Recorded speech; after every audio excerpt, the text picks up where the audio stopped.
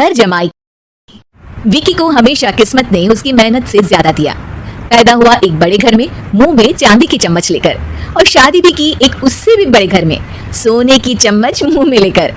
उसे मेहनत करने का शौक नहीं था, एक शौक था, वो भी घटिया शायरी करने का। उसकी हर बात शायराना ही होती थी। जैसे कि एक दिन, दूर से देखा तो चांद पे दाग था, दूर से देखा तो चांद पे दाग था, पास से देखा साबुन का छाग था।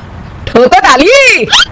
अरे ऐसी शायरी करोगे तो ताली तो पता नहीं, कोई तुमको ही ठोक देगा। शायरी वो बिल्ली है जो किसी का भी रास्ता रोक दे, और क्या मैं किल हूँ जो कोई मुझे ठोक दे। मुझे तो आपसे बात ही नहीं करनी। मैं निकला था गाड़ी लेके, लेकिन दौड़ के जा रहा हूँ। मेरी शायरी कोई नहीं सुनता, मैं घर छोड़ के जा रहा हूँ। धीरे बोलिए जी, मम्मी पापा को पता चल जाएगा तो तुमको सच में तुम्हारे मायके भेज देंगे। सस्ते साबुन से मेरी कॉलर चमकी नहीं, सच में चला जाऊंगा, मेरी बात कोई धमकी नहीं। अगर शायरी ही सुनानी है तो सुनाओ, लेकिन कोई काम धंधा भी तो करो। मेरे पिताजी के पास बहुत पैसा है, तो घर जमाई बन के खा रहे हो, और कल जा रहे हो ना अपने मायके, तो आज ही चले जाओ मेरी बला से। हमें तो अपनों ने लूटा, गैरों में कहाँ दम था हमें। अरे चुप हो जाओ, तुमको मिर्जा गालिब की कसम। अरे जाना है तो जाओ, लेकिन पहले मेरे मम्मी पापा से मिलकर जाओ, वरना वो क्या सोचेंगे। लेकिन विकी अकेले ही अपनी कार लेकर अपने मायके यानी कि अपने खुद के घर पहुंच जाता है। अरे बेटा, तू अचानक, बहू कैसी है? अरे माँ, बहू तो बिल्कुल बदल गई है, मुर्गी हाथ से निकल गई है। अरे क्या हुआ बेटा?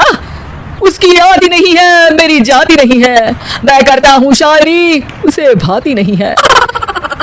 मेरे पास उसका फोन आया था बेटा, सही कह रही है वो, तुमको काम करना चाहिए तभी तो इज्जत मिलेगी।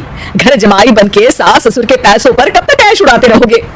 मेरी जिंदगी में हर तरफ से उंगली हो रही है, फोन पर मेरी चुगली हो रही है।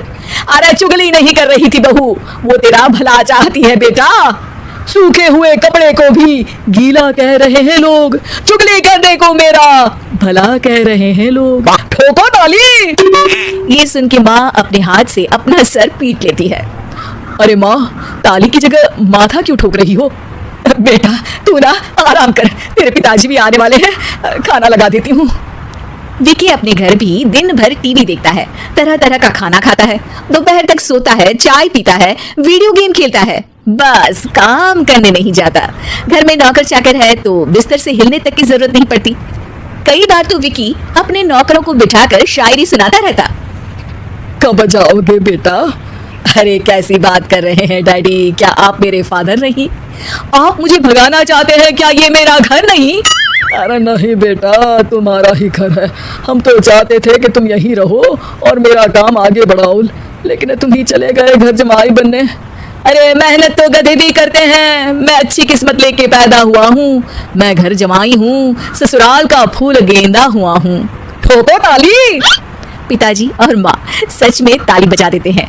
ऐसा पहली बार होता है जब विकी की शायरी पर किसी ने ताली बजाई हो। अरे आप लोग सच में ताली बजा रहे हैं? हाँ हाँ बेटा, तुम्हारे ससुर का फोन आया था, बोला जब तक घर जमाई जी कोई काम ना करने लगे हमारे यहाँ मत भेजना।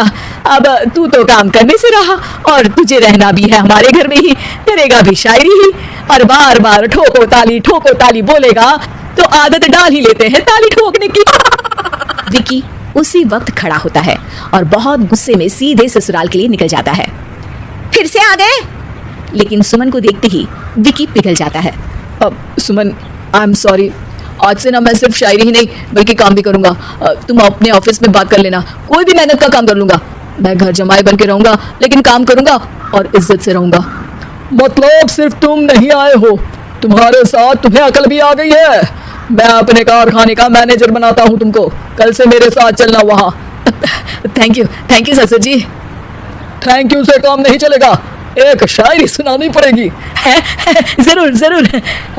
ससुर के पास पैसा होते भी मेहनत जिसको भाई है, वही सच्चा दामाद है, वही अच्छा घर जमाई है। ठोको ताली। सब विकी की शायरी पर ताली ठोक देते हैं। शिक्षा, जब किस्मत आपको बहुत सारा दे दे तो उसकी कद्र करनी चाहिए और मेहनत करना कभी नहीं भूलना चाहिए।